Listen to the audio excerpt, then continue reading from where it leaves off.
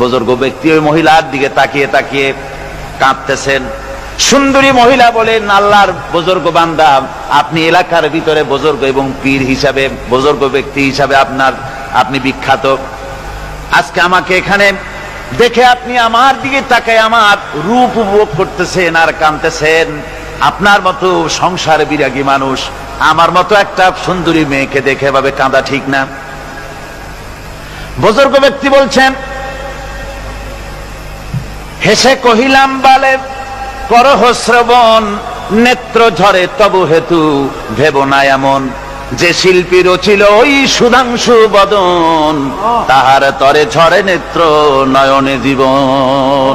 ও আল্লাহর বান্দি, আমি তোমাকে দেখি কান্দি না, আমার চোখে পানি বেরিয়ে গেছে।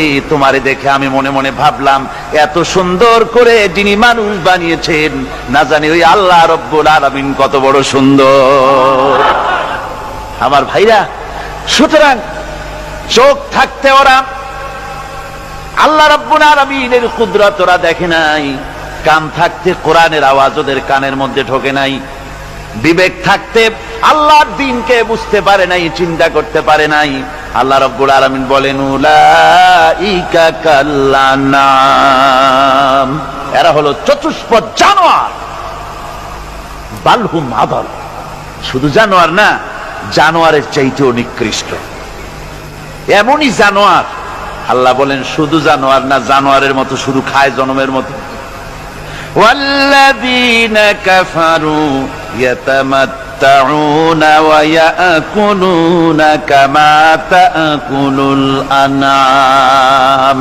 এই কাফেরগুলির কাম শুধু ফুর্তি করা, গান বাজনা, নাটক, গল্প, এই সব কাজ তাদের। নামাজ নাই, রোজা নাই, আল্লাহর চিন্তা নাই, তাহাজ্জুদ নাই, পরহেজগারি নাই, শুধু গান আর নাচ।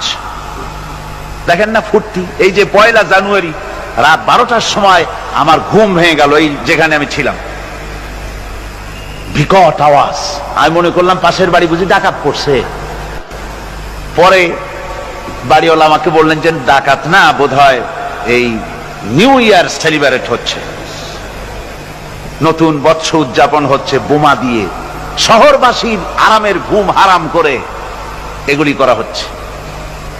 এ তো গেল 1 জানুয়ারি। আর যখন আমাদের নিজেরটা যখন আসে, অর্থাৎ 1 বৈশাখ, তখন দেখছেন অবস্থা 1 বৈশাখে।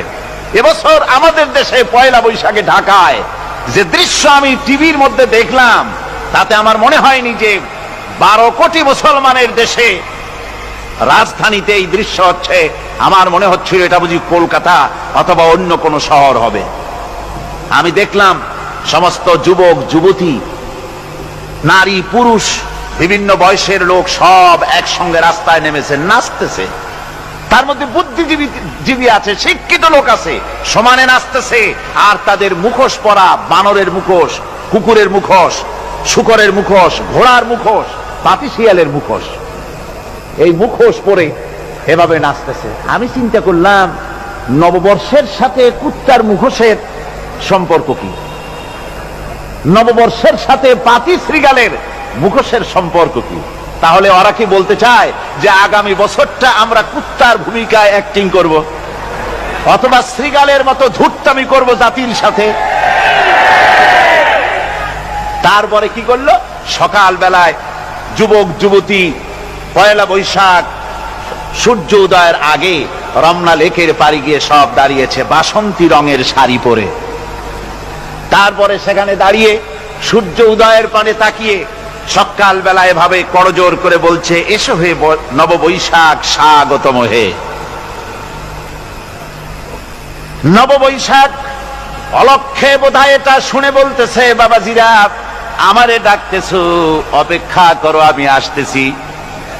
আমারে ডাকতেছো, আমি আসতেছি, কোমরে গামছা বেঁধে আসতেছি, 225 মাইল স্পিডে আসতেছি, 30 ফুট উঁচু জলোচ্ছ্বাস নিয়ে আসতেছি, নববৈশাখের মজা 7 চাকায়। আমার ভাইরা, মুসলমান নববর্ষ উদযাপনের সাথে মুসলমানের কিসের সম্পর্ক? মুসলমান যদি এই দিন উদযাপনই করে, তাহলে তাকে করতে হবে ফজরের নামাজ পড়বে, মুসলমান নববর্ষ উদযাপন করবে, ফজরের নামাজ পড়বে, তারপরে কোরআন শরীফ তেলাওয়াত করবে, দরুদ শরীফ পড়বে, আল্লাহর দরবারে হাত তুলে বলবে রব্বুনা রাব্বিন, একটি বছর পার করে দিলাম, নাফরমানি ছাড়া কিছুই তো করি নাই, বিগত বছরে যা করেছি মাফ করে দাও, আগামী বছরটা গোটা জাতি আর দেশের জন্য কল্যাণকর মঙ্গলময় করে দাও। এটাই তো বলা উচিত ছিল নাকি বলে, তা না করে, তা না বলে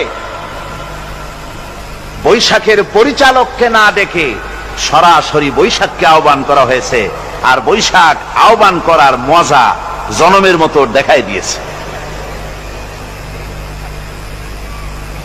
আল্লাহ রাব্বুল আলামিন তাই বলেন, কাফেররা তাদের কাজ হলো শুধু খাওয়া, তারা এমন খাওয়া খায় জনমের মতো খায়, ইয়াকুলুনা কামা তাকুলুল আনাম, জানোয়ারে যেমন খায় ওই রকম খায়, তার মানে খায় একটু বিসমিল্লাহ কয় না, খায়া যখন ছেড়ে দেয় তখন আলহামদুলিল্লাহ বলে না, বাহাদ্দা খায়, আবার বাহাদ্দা খায়, ডাব একটা কাটলো বিসমিল্লাহ নাই, খাইলো, দুই চার ঢোক খাইয়া পুরা ডাবটারে ফেলাই দিল, ডাবটা কি তোমার বাজান তৈরি করছিল নাকি? একটু বিসমিল্লাহ বললা না, একটু শুকরিয়া আদায় করলাম। আমি গত এই যে ডিসেম্বর গেল, ডিসেম্বরের 16 তারিখ আমেরিকা থেকে এসেছি, ওখানে দেখলাম তারা প্রতি নভেম্বর মাসের শেষ বৃহস্পতিবার থ্যাঙ্কস গিভিং ডে অবজার্ভ করে। তা আমি জিজ্ঞেস করলাম থ্যাঙ্কস গিভিং ডে জিনিসটা কি? ওরা বলল এটা হচ্ছে এই যে গড আমাদেরকে সারা বছর ভালো খাওয়াইছে, আমাদেরকে ভালোভাবে পড়াইছেন, সুন্দর রেখেছেন, এই জন্য আমরা গডকে থ্যাঙ্কস দেই নভেম্বরের এই শেষ দিনটিতে, সারা বছরে ভালো খাইছি, ভালো থাকছি, এই জন্য গভর্নমেন্টকে মানে গডকে থ্যাঙ্কস দিলাম। আমি আমার আলোচনায় সেখানে বললাম যে দেখেন রাশিয়ার সাথে আমেরিকার পার্থক্য তো এখানে, ওরা গডকে অস্বীকারই করেছে, গডই মানে না, আর এরা গডের নামাজ রোজা বা ইবাদত কিছু করুক আর না করুক গডের অন্তত একটা ধন্যবাদ দেয়। ওরা ওদের ডলারে লিখেছে ইন গড উই ট্রাস্ট, প্রত্যেকটা ডলারে লেখা আমরা গডে বিশ্বাস করি। তো শুকর আদায় করলে তো আল্লাহ বাড়িয়ে দিবেন।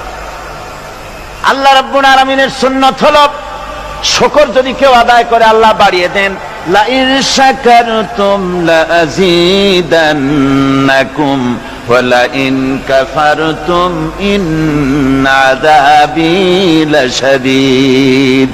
আমার নিয়ামতের শুকর যদি আদায় করো আমি বাড়ায় দেব, আর যদি নিয়ামতের শুকর আদায় না করো তাহলে মস্ত বড় শাস্তি তোমাদের জন্য রেখেছি।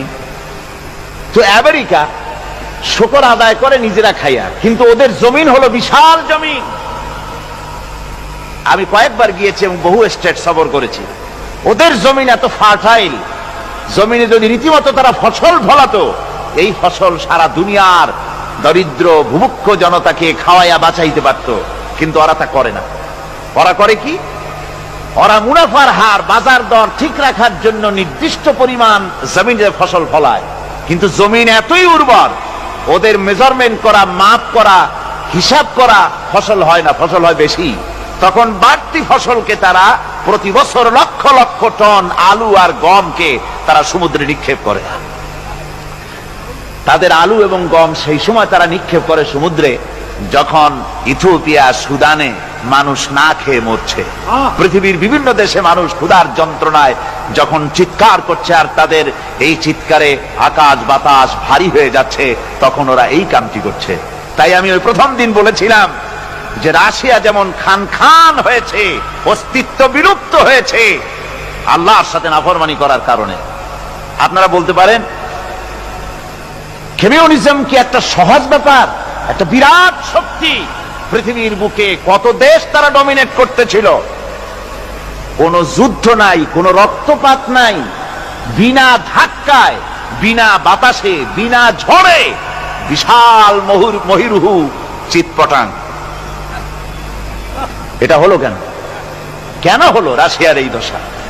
আমি লালদিঘির ময়দানে বলে গেছিলাম, আমি চিন্তা করে যেটা পাইছি সেটা হচ্ছে এই, দুনিয়ার সমস্ত মতবাদ আল্লাহকে কোনো না কোনো প্রকারে স্বীকার করে।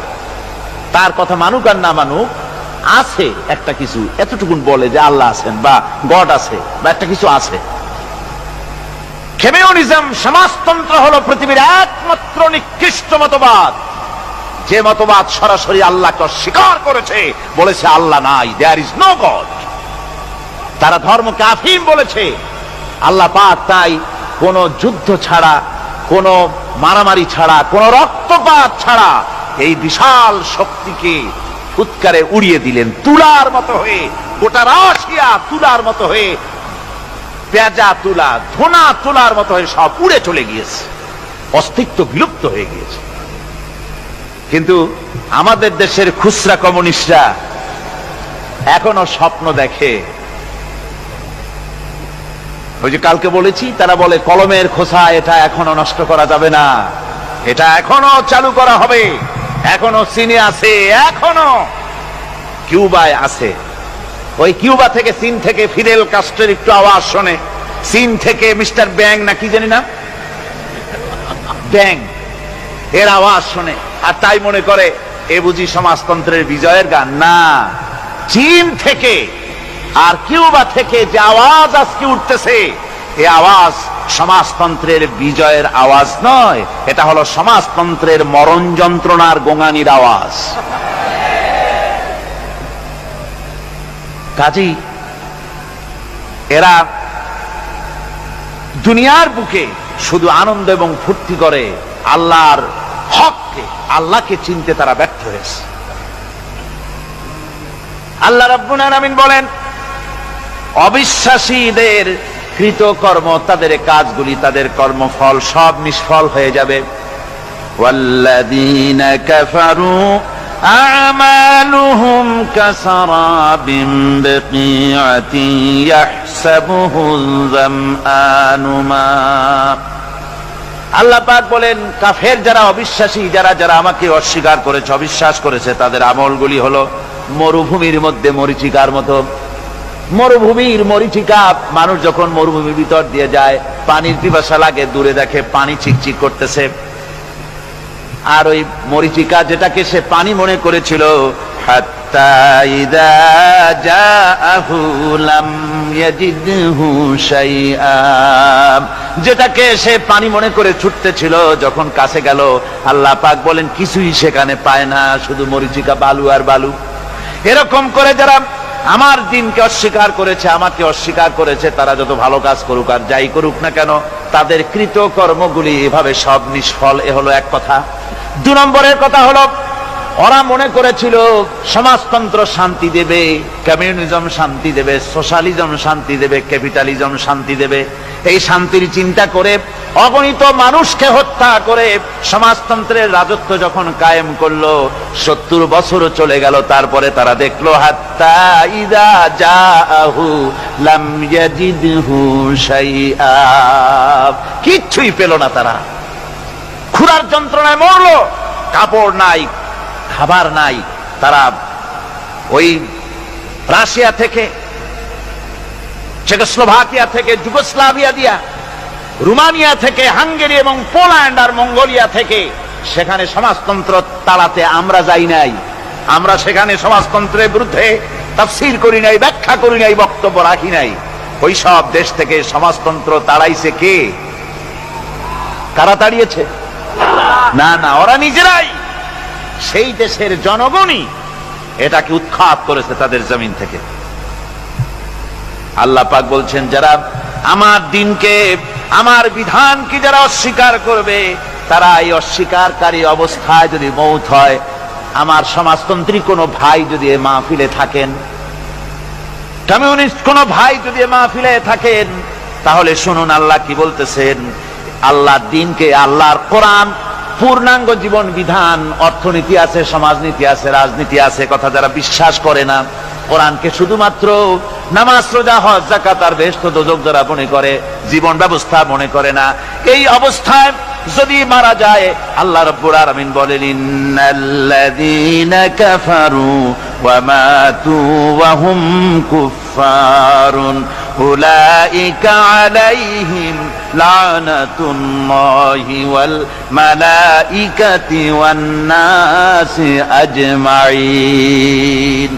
আল্লাহ রাব্বুল আলামিন বলেন, আমাকে অস্বীকার করার অবস্থায়, আমার দ্বীনকে, বিধানকে অস্বীকার করার অবস্থায় যদি মউত হয়ে যায়, তাহলে আল্লাহ, ফেরেশতা এবং তামাম পৃথিবীবাসীর অভিসম্পদ তার উপরে হতে থাকে, লানত হতে থাকে। খালিদিনা ফিহা লা ইউখাফফাফু আনহুমুল আযাবু ওয়া লা হুম ইউনজারুন। এই অভিসম্পদ অবস্থায় তারা সব সময় লিপ্ত থাকবে, না তাদের আযাবকে কমায় দেওয়া হবে আর না তাদের কোন রকম অবকাশ দেওয়া হবে। এখন আরো মজবুত কথা আসতেছে, ওয়ায়াউমা ইয়াউদ্দুল যালিমু আলা ইয়াদাইহি ইয়াকুলু ইয়া লাইতানি ইত্তাখাযতু মা'আর রাসূলি সাবিলা। সেদিন জালেমেরা নিজেদের হাত কামড়াতে থাকবে। কোন দিন? বোঝেন না কথা? কোন দিন? কিয়ামতের দিন। কিয়ামতের দিন জালেমেরা নিজেদের